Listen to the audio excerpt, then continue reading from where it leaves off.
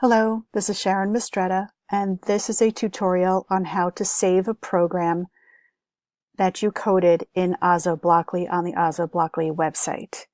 So you're going to notice in the lower portion of your screen toward the right, you have a little file folder. I'm going to click on that file folder, and I'm going to click on Save File. I'm going to name my program with my last name, and this happens to be the Avoid Red program.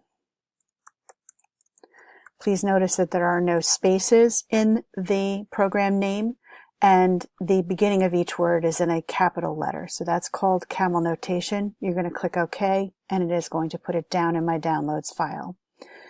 If I wanted to import that particular file, then I simply would go to my open file, and I would go into my downloads, and this is it right here.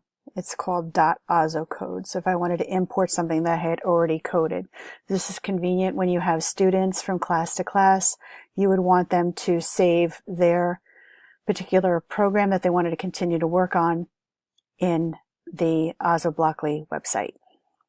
Okay, thank you.